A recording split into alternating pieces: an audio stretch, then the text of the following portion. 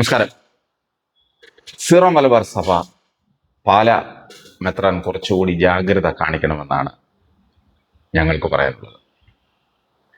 പൊതുവെ ക്രിസ്ത്യാനികൾ, പ്രത്യേകിച്ച് കത്തോലിക്കർ, അവരുടെ സഭാ നേതൃത്വത്തിലുള്ള മെത്രാന്മാരെ പിതാവേ എന്നാണ് വിളിക്കാറുള്ളത്. പിതാവെന്നാൽ അപ്പൻ, കുറച്ചുകൂടി പച്ച മലയാളത്തിൽ പറഞ്ഞാൽ തന്ത. ഈ പിതാക്കന്മാരെ നേരിൽ കാണുമ്പോൾ കത്തോലിക്ക സഭയിലെ മുഴുവൻ വിശ്വാസികളും അവരുടെ മോതിരം ചുംബിക്കാറുണ്ട്. അത് അവരോടുള്ള ആത്മീയ വിധേയത്വം കാണിക്കുന്നതാണ്.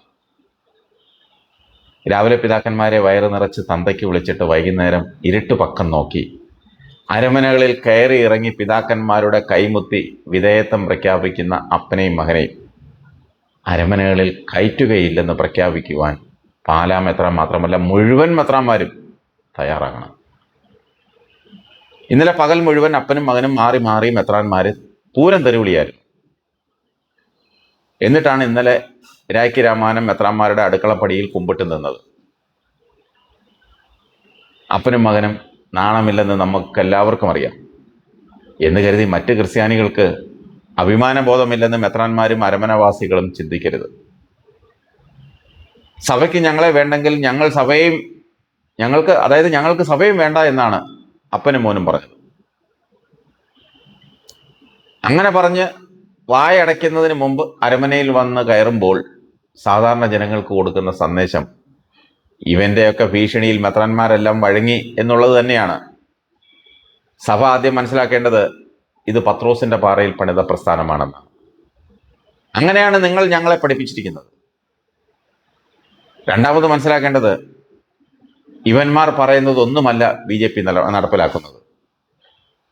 അവർക്ക് അവരുടേതായ അജണ്ടയുണ്ട്. ആശാരി ഞാനും കൂടി ഗേറ്റ് പണിതുവെന്ന് പണ്ടൊരാൾ പറഞ്ഞതുപോലെ എന്നോട് ആലോചിച്ചിട്ടാണ് അമിത്ഷാ രാജ്യം ഭരിക്കുന്നതെന്ന് വരുത്തി തീർക്കാനാണ് ഇവന്മാർ ശ്രമിക്കുന്നത്. ഇന്നലെ അങ്ങനെയും പറഞ്ഞു. ഇനി ഞാൻ എങ്ങനെ അമിത്ഷായുടെ മുഖത്ത് നോക്കും, അമിത്ഷാജിയോട് ഞാൻ എന്തു പറയുമെന്ന്. ഇവന്മാരെ ഒന്നും അവർ 5 അയലത്ത് അടുപ്പിക്കുകയില്ല. രാജീവ് ചന്ദ്രശേഖരന്റെ വിരലിൽ തൂങ്ങി വല്ലപ്പോഴും അവിടെ എങ്ങാനും കയറി ഇറങ്ങുന്നതാണ് BJP കേന്ദ്ര നേതൃത്വവുമായിട്ടുള്ള ആകെ ഒരു ബന്ധം. രാജീവ് ചന്ദ്രശേഖരനുമായി എന്തോ വഴിവിട്ട ബന്ധമുണ്ടെന്നൊക്കെയാണ് ആളുകൾ പറയുന്നത്. നമുക്കതൊന്നും അറിയില്ല. അങ്ങനൊരു ബന്ധം ഞങ്ങൾക്കുമില്ല. ഇതുപോലെയുള്ള നാലാംകട രാഷ്ട്രീയക്കാർ പറയുന്നതൊന്നും കേട്ടല്ല സമുദായത്തെ നയിക്കേണ്ടത്. മെത്രാച്ചന്മാരെ, സമുദായത്തിനൊരു വിഷയം വന്നാൽ സമുദായ അംഗങ്ങളെല്ലാം ഒരുമിച്ച് കൂടെ നിൽക്കുമെന്ന് പഴയ ചില അനുഭവങ്ങളിൽ നിന്ന് നിങ്ങൾക്ക് അറിയില്ലേ? ഇവനൊക്കെ സഭയ്ക്ക് ബാധ്യതയാണ് എന്നും എക്കാലത്തും, ഇന്നും നാളെയും. സഭയുടെ സ്ഥാപനങ്ങളിൽ സൗജന്യമായി ഇവനൊക്കെ എഴുത്തും വായനയും പഠിച്ചത് തന്നെയാണ് സഭ ചെയ്ത ഏറ്റവും വലിയ തെറ്റ്. അവന്മാരെ പഠിപ്പിച്ചു.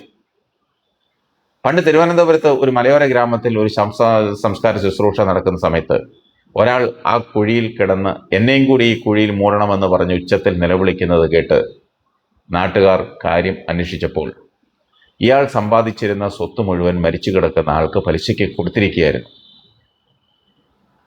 മൊത്തം നഷ്ടപ്പെട്ടു പോയി. ഇനി ആരോടും ചോദിക്കാനില്ല. ഇയാൾക്ക് വേറെ വഴിയൊന്നുമില്ല. ഇത് കേട്ട വികാരി അദ്ദേഹത്തിൻ്റെ മനസ്സലിഞ്ഞ് അവനെ അച്ഛൻ്റെ കുശിനിക്കാരനായിട്ട് അരമനയിൽ നിയമിച്ചു.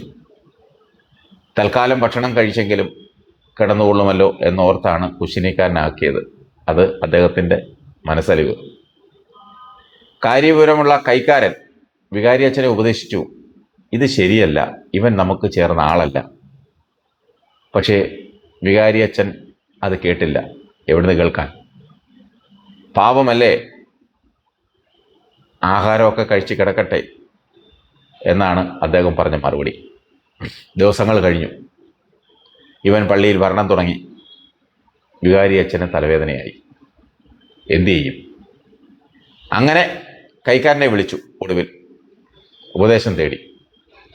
കൈക്കാരൻ പറഞ്ഞു, ഞാൻ അന്നേ അച്ഛനോട് പറഞ്ഞതാണ് ഈ കുഴിയിൽ കിടക്കുന്ന കുരിശെടുത്ത് കുശിനിയിൽ വയ്ക്കരുതെന്ന്. ഇത് തന്നെയാണ് ജോർജിൻ്റെയും മകൻ്റെയും കാര്യത്തിൽ മേജർ ആർച്ച് ബിഷപ്പ് മുതൽ നാട്ടിലുള്ള മുഴുവൻ മെത്രാന്മാരോടും വൈദികരോടും പറയാനുള്ളത്. വെറുതെ ഈ കുഴിയിൽ കിടക്കുന്ന ഈ കുരിശുകളെടുത്ത് അരമനയുടെ കുശിനിയിൽ വയ്ക്കരുത്. സൂക്ഷിച്ചാൽ നിങ്ങൾക്ക് കൊള്ളാം, നാളെ ദുഃഖിക്കാൻ വരത്തില്ല.